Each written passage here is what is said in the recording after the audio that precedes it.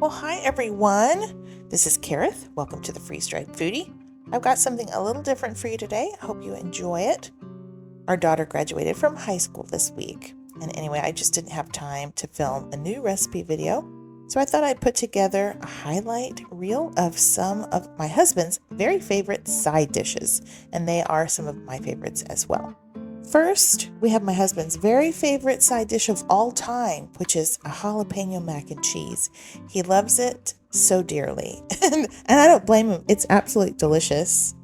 And next, we've got a loaded mashed potato pancake, which is especially good with steaks. It's crunchy on the outside, pillowy soft in the middle. It is wonderful. And lastly, we've got my scrumptious Louisiana-style dirty rice recipe. We love eating this alongside either fish or shrimp or even pork. It's fantastic. Whether freeze-dried or not, dirty rice is delicious. When I first filmed this jalapeno mac and cheese video, I actually did not do a voiceover for it. I just played music and wrote the instructions on the screen. So I thought I'd go ahead and talk about the food just a little bit. I'm using shells here, but you could definitely use elbow macaroni if you prefer. But according to my husband and my older daughter, shells are highly superior. So that is what I like to use. Also, if you'll notice, I'm putting a lot of powdered things on top of the pasta. And that's just a really good rule of thumb if you're wanting to make room in your jar. The powders will settle down into the spaces of the pasta and they won't take up a lot of room. Every once in a while, you just give it a tap, tap, tap, and it helps the powders to settle into the spaces. Now, if you don't have the Thrive Life cheese sauce, don't worry about it. You could either leave it out or just add some extra of the cheddar cheese, or if you have pepper jack or whatever you like, you could add just a little bit of extra of that and it'll be fine. Our cheese sauce is a lot like the cheese packets that you see of the box mac and cheese. It tastes a lot like that, but you can leave it out and that would still be delicious. Now, I call this jalapeno mac and cheese, but these are green chili peppers. They're not actually jalapenos. I think the green chili peppers that Thrive Life uses come from Hatch, New Mexico, but we still call it jalapeno mac and cheese. In this video today, I will talk about green onions a couple of times, and I happen to know that right now Thrive Life is out of stock of the green onions. So you have a couple of options. You could either, number one, just leave them out. Number two, you could substitute our chopped onions for the green onions. But in something like this, like the mac and cheese, I wouldn't do that. I would just leave them out, or I would use option number three, which is the Lighthouse brand of chives. Those are freeze-dried chives, and I happen to know that Thrive Life has acquired the Lighthouse company. Those would be a great option. All right, so that is a beautiful jar, and it makes a very tasty mac and cheese. You'll get out a medium-sized pot and add the contents of your jar to the pot, and then you'll add your water. Now, the cooking method I'm going to show you here is something I learned on, I think the channel's called City Prepper, and it's a great cooking method if you're trying to conserve energy or if you're camping or whatever. It's really a brilliant method for cooking pasta because the idea here is you're using carryover heat to cook the pasta. So once you bring this to a really good boil, not like barely a bubble, but like a good boil, you'll have enough heat to continue cooking that pasta without keeping the heat source going. So it's great for conservation of fuel. You can cover it and leave it alone for 15 or 20 minutes, and it will actually cook the pasta. Now, that works here in South Texas. We're near sea level. Our elevation is quite low. So if you're in high elevation, it might not work exactly the same. So you might have to play with that a little bit. You could definitely just cook it on the stove like a regular mac and cheese as well. And then, oh my goodness, yeah. My husband says, best ever. He loves this. I hope y'all give it a try. It is a bit spicy because of the green chilies in there and because of the cayenne. And you can you can always add or subtract from the spice level. We like it a little bit spicy. My husband especially likes it. All right, this next recipe is for the loaded mashed potato pancakes. They're fantastic, and I actually do a voiceover on this one, so I'll leave you to it. You're going to start with a cup of our mashed potatoes, and to that you will add some instant milk powder, some Parmesan cheese. This is a half a cup of pepper jack. I've got sour cream powder. I've got the scrambled eggs for the binder, like I mentioned. That is butter powder. Here comes the cornstarch. And y'all, the green onions are so good in this recipe. Don't skip those. The seasonings are completely up to you. I like Chef's Choice garlic powder and salt and pepper. I end up adding some salt later, but that's up to you. Now the panko breadcrumbs, I use this as a coating on the outside of the potato pancake. They are optional. I do recommend them. I think they add a really nice crunch when you fry these up. But if you're trying to stay gluten-free, you can just eliminate that altogether. You don't need them in order to have a crunchy mashed potato pancake. And my friend Cheryl taught me that if you don't seal that little baggie, that the oxygen absorber will take care of any extra air that's inside the bag. So thanks, Cheryl. Great tip. My husband was really glad that I had to test out recipes this week because this is his new favorite. When you're ready to prepare them, all you have to do is remove your oxygen absorber and then take out those panko breadcrumbs if you included those in your jar. And you can just set those to the side because we'll use those later on. All right, and since you have the seasonings and all of the things kind of layered and they're not really mixed in, go ahead and give your mashed potatoes a good mixing so that everything incorporates, including the cornstarch and the seasonings. And then you'll add a cup and a half of hot water that was just very hot water from the tap. I think that adding the hot water will help the binding process start to happen. So that cheese will kind of start to melt and that will help to bind everything together. Now it's very important that this mixture is not liquidy. You want this to be a very dry mixture because it needs to turn into a pancake that will stay together. These are not going to be as moist as regular mashed potatoes that you would serve. These need to be very dry, but not too dry. I end up adding a couple of tablespoons more of water because I had some dry patches of powder at the bottom of my bowl, but don't add too much. If it's too liquid, your potato pancakes will not hold together when you fry them. So it's really important that they stay pretty good and dry. Now this is where I had to add some salt because I realized I had forgotten to add salt before. The Chef's Choice does have some salt in it, but I like my mashed potatoes rather salty, so I added some more. And of course, it's up to you. When it's time to make the potato pancakes, I just use my ice cream scooper. Of course, you could use a measuring cup or whatever you like to use, but this recipe yields 6 potato pancakes, and each potato pancake is half of a cup. And you just want to shape these, give them a little pat, and get them in, the shape of a pancake, a circle shape. And just make sure that your edges don't crack. If your edges start to crack, kind of push them back together. See, they need to be about a ½ an inch thick. You don't want to get these too thin. You want them to be a pretty good thickness so that they don't fall apart when you fry them in the oil. And once everybody's in the right shape, you can get out your panko breadcrumbs. Just put those in a little bowl, and I'll show you why.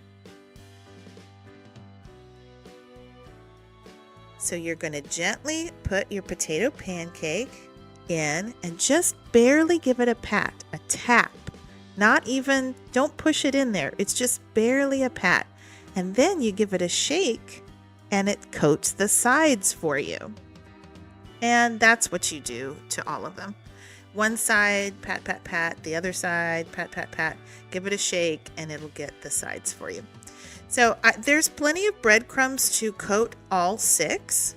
I have some left over here. But one of those, I'm just going to fry without the coating so you can see what it looks like. Then I'm going to take an iron skillet and preheat it on medium heat for probably 5 to 7 minutes. Get it really good and hot, and then I'm going to add enough avocado oil to coat the bottom of the pan. I was trying to show my daughter to be super careful when you put these in the oil and you'll be fine, and then I gave it a really good splatter. Whew. Anyway, so be careful when you put those in there. I cooked on a medium heat and just kind of moved them around a little bit, but each side needs to cook for about 3 minutes. I ended up turning the heat down just a tad. It ended up at 4 out of 10 on my stove. And then 3 minutes later, you're going to flip them over. I did the 2 spatula method for the flip, but you flip however you want to flip. And just be careful because the oil is really hot. And another 3 minutes on the other side, and then they should be ready. Now this first one, it's hard to tell a difference, isn't it? This first one, that's the one that did not have the panko breadcrumbs. And when we went to eat, my husband couldn't tell either, and he ended up accidentally eating most of the one I was going to show you without the panko breadcrumbs. But anyway, he just said they're both really good. So I ended up putting them on a tray and or on a rack and putting them in the oven to stay warm. So there you go. You're going to have 6 potato pancakes, and that's what they look like on their own. And yeah, you hear that sound? It's a nice crunch. And just look at the interior here. That is going to be a pillowy, white, soft interior. Your cheese will have melted. Look at those green onions. Oh my goodness, y'all. It's so yummy.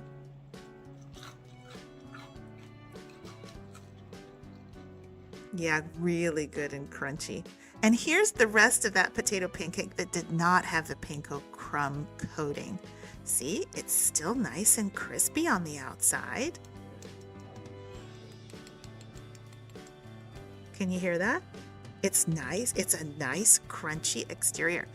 Either way, I really do like the panko, but both ways is delicious. We had it twice this week, once with steak, once with chicken.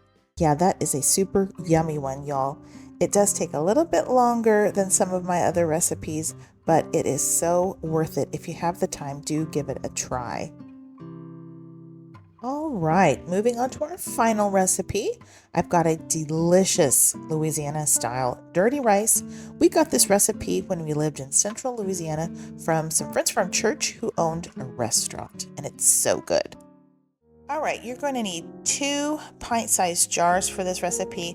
The rice will go in one and the meat mixture will go in the other.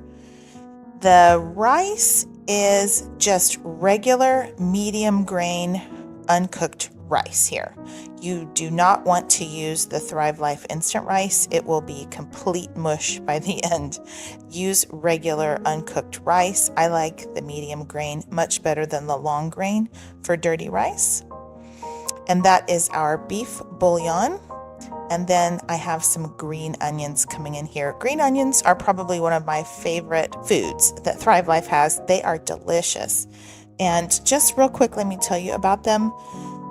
I think the green onion can is maybe $8.20 or maybe $8.30. It is not very expensive. And there's like 56 tablespoons of green onions in there. Get you a couple of them. Those are a limited time product.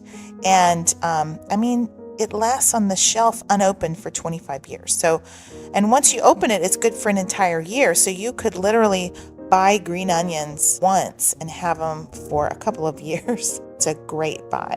All right, in your second jar, you're going to do your meat mixture. And I pulsed the sausage and the ground beef in the blender before I put it in the jar.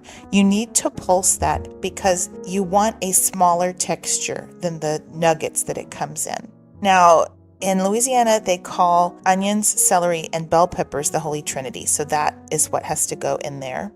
And then also they love their garlic. So be sure and add the garlic. It's up to you what kind of Cajun seasoning you want to add. I used a couple of different ones. One is called a Cajun two-step, I think, and the other one is the Tony Cheshires. All right, and then if you're going to store these, you want to add your oxygen absorber. That is what you store on your pantry shelf, and because there's no dairy in there, I think these would store for a very long time, like more than a year. Not that you would want to keep it on your shelf that long, because this is delicious.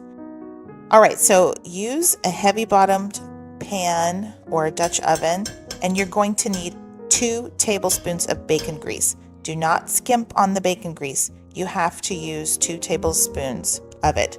It's because we're going to saute all of the ingredients in there eventually. We're going to start with the meat mixture. This is what I call a dry saute, just because it's freeze-dried food. It hasn't been rehydrated yet. You're pouring it in there and there's no water in there, so I call it a dry saute. You want to dry saute this meat mixture for a couple of minutes. And it's just, you're going to smell like a wonderful scent. It's just going to change the way your meat tastes if you go ahead and do this dry saute. Also, the seasoning that you put in there will kind of come alive when it hits that fat. Now, go ahead and add 1 cup of water. We're going to do a quick hydration of those vegetables and of the meat.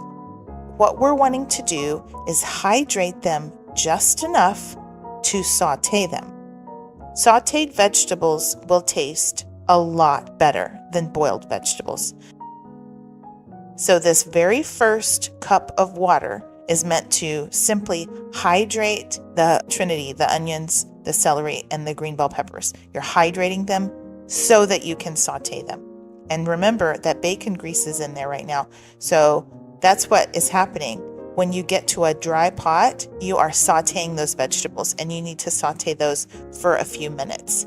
That will bring out great flavor. All right, and when you're finished with that, go ahead and add the rice to it. Don't add any water yet, just the rice. What we're wanting to do is coat each rice grain in that bacon grease. And also the seasoning that was in there, this is going to wake up that seasoning. A lot of the seasonings are actually fat soluble. So that means when they come in contact with fat and heat, like we're doing right now, they're going to brighten, they'll liven up, they will wake up, and the flavor will deepen, and then your dish will have a wonderful taste. And by the way, I always write the full recipe in the video description box. You might have to hit a button to see the description, like sometimes it says more or maybe ... but that's where you'll find it. Now add 3 cups of water. We have 1.5 cups of rice, so we need to have double that amount of water. And if any of the seasonings kind of stuck on the bottom, it's no big deal because they will come right up when you add the water. And then you'll want to bring this to a boil. So we have had this on medium-high heat this whole time. When you get it to a boil, that's when you will cover it and reduce your heat to low. We're cooking rice here, so don't peak You need 20 minutes of cook time, no peeking allowed. And at the end of your cook time, this is what you will have. Your rice will be tender. You can kind of fluff it with a fork. Find your bay leaves in there, and you'll need to remove those bay leaves. Your vegetables will have kind of floated to the top, but don't worry about that. They will incorporate into your rice as you stir. So you've got your meat in there, your veg in there, and this recipe makes a bunch of rice, at least 4 to 6 servings. Now is a good time to give it a taste, and you'll see if you need to add any salt or pepper, any seasonings, you can adjust at that time. I added just a pinch of kosher salt, gave it a stir, and then it was ready. This can be a main dish. It's got meat, it's got vegetables, it's got rice. It can be a main dish. We used to eat it with a salad and some crusty French bread. I went ahead and sauteed some shrimp to go along with our dirty rice tonight. My husband loves it with blackened catfish. If you've ever eaten at Papado's, the restaurant Papado's, they have a really good dirty rice, and it tastes very similar to that. Well, thanks everyone for joining me today. I hope you enjoyed these videos, and I hope you'll give them a try. Let me know what you think in the comments. I'll include the full recipes in the video description box below, as well as my shopping link. All right, y'all be blessed, and until next time, y'all take care and keep thriving.